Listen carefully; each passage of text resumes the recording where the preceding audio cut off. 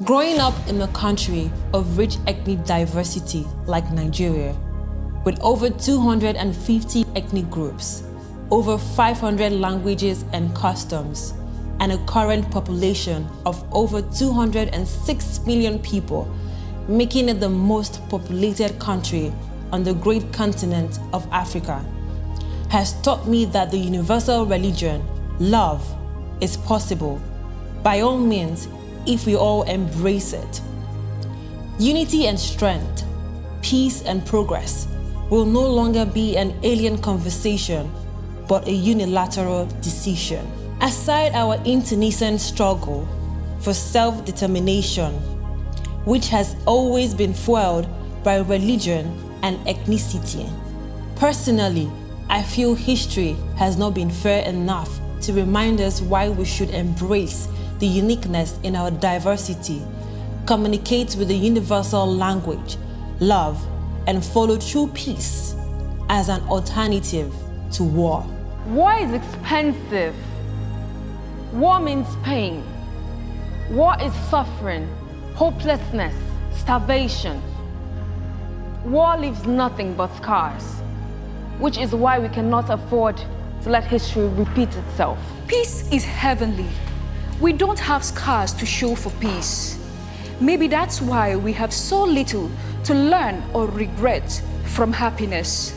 Ethnicity and religion has been Nigeria's greatest problem from the inception of our nationhood. Many may not agree with it because they want to be politically correct in the assertion that Nigeria is one whole and united nation. But the truth remains that we can never be whole again until we reconfigure our minds to deal with these two cancerous elements that has been ravaging us mercilessly. It is such that even our socio-political orientation is inherently rooted in ethnic affiliation.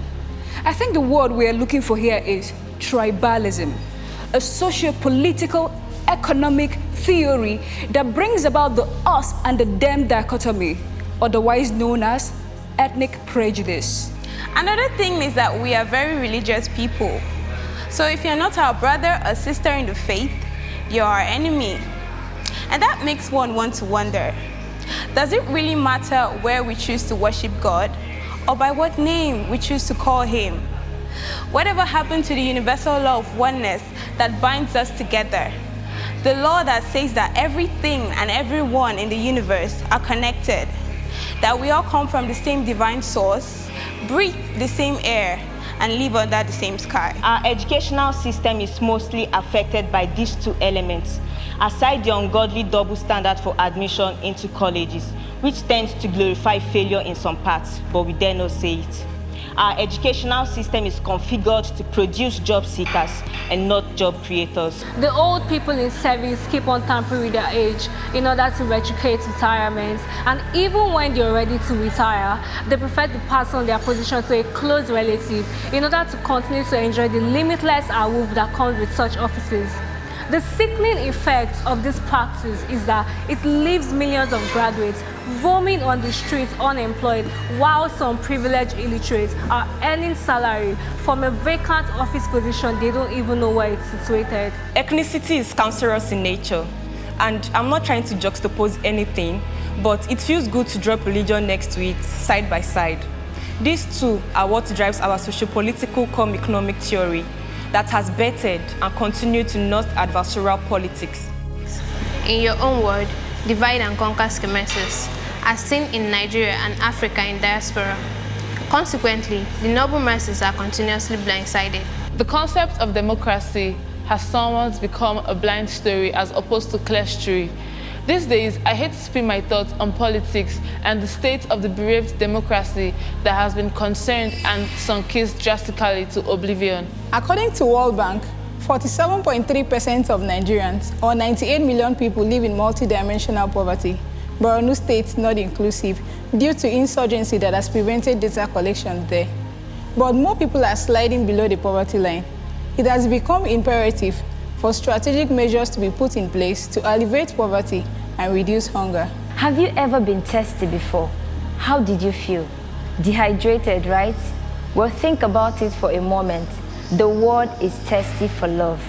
Showing a little kindness to someone today is the first step of making the world whole again. Hunger is not just a stomach thing.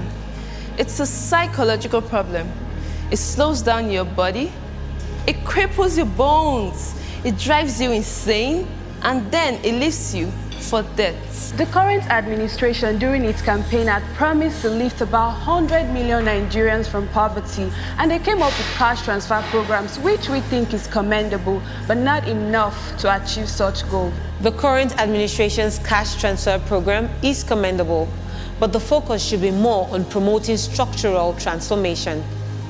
This would move millions of poor Nigerians from low productivity sector activities to high productivity sectors such as manufacturing, agro-processing, as well as information and communication technologies. An average Nigerian household spends about 56% of their income on food, and that's regarded as the highest in the world.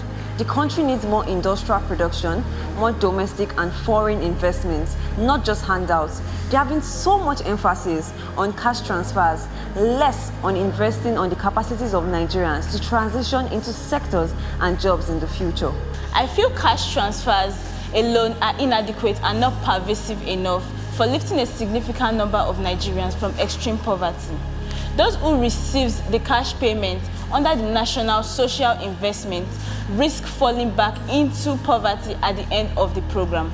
That's why structural transformation will be more enduring, as it will enable Nigerians to acquire and utilize productive capacities to permanently escape poverty. According to the Debt Management Office, the country has spent the sum of 1.2 trillion on domestic and foreign debt service in the first quarter of 2021. Our total debt stock stands at a whopping 33.107 trillion naira, or 87.238 billion US dollars. If you add that to the recently approved external borrowing of 2.343 trillion naira, or 6.163 billion US dollars, it will raise our total debt stock to 36.3 trillion. Bottom line is, we're plunging more and more into debt. Time will not permit us to discuss in details what this means, but trust me, it's not good. We also think restructuring the country is the way forward. A restructured Nigeria is where the central government will not be able to automatically pull funds unevenly from different parts of the country while redistributing the same funds unfairly and inequitably among the various states and local governments, regardless of their good governance efforts and quality of policy at the expense of larger contributors. A restructured Nigeria will make every region of the country an economic growth and wealth-creating zone. They will no longer depend on the central government for aloof economic grants or allocations for developmental progress. And this will put us back on track to being the true economic giants that God has destined this country to be. When we have regional autonomy, every region will be challenged to find sources of wealth creation, primarily within their own region, and work with international investors to transform this natural endowment into real economic empowerment for millions of their people. Restructuring will mean less conflict, as no region will feel marginalized or excluded anymore. Everyone simply wants to participate in making decisions that will directly affect them. In one Nigeria, everyone must be allowed to participate. Exclusion will always breed conflict. It will enhance leadership building culture, where the processes of recruitment into public leadership could be subjected to closer scrutiny for reputation, character, and track records, as against the current system, where persons with dubious reputation and questionable character, among others, are put into public offices as leaders. An average Nigerian wants a government that is accountable. Countrymen and women simply want food on their table. They want access to good health care and good education, an opportunity for innovation and invention. And they want a government that can create an enabling environment where that can be achieved. A lot has changed with Internet of Things, robotics, in a nutshell, technology, driving the world's leading economy. The future of the black liquid gold is not promising. And if you ask me, I would say, now is the time for us to look away from the oil aloof and focus more on structural transformation and human capital development.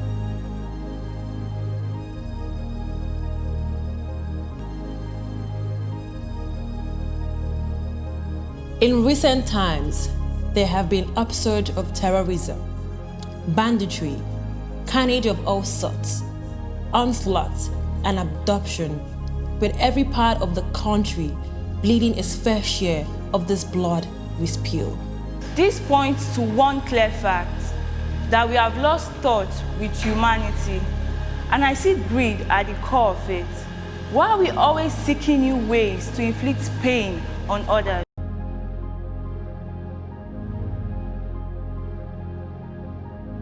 It is a universal truth that you cannot try to suppress the truth for too long. It would definitely come to light. Someday we are going to have to face the truth that we are all red bleeding humans under one clear sky. We don't bleed black or blue, but red. The perpetrators of this sinister act seems to have forgotten that before we allowed ourselves to be blinded by greed, ethnicism and religionism, we were humans and we are still humans. How am I supposed to say enough? That life is sacrosanct. No one deserves to die before their time. As the Nigerian queen, I fear for the fate of the nation, now more than ever before. How do we make progress and meet all this chaos? That's why we preach the one and only true religion, love.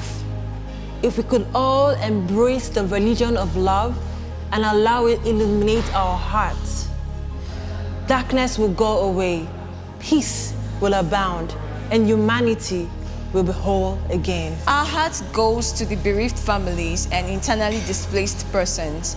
They've lost more to this world than any of us. May God give them a fresh heart to bear it all. It is true we have been through a lot, but we can't give up on us now. We still believe in the promise of a greater, stronger, and united Nigeria, where our future and those of our loved ones is guaranteed.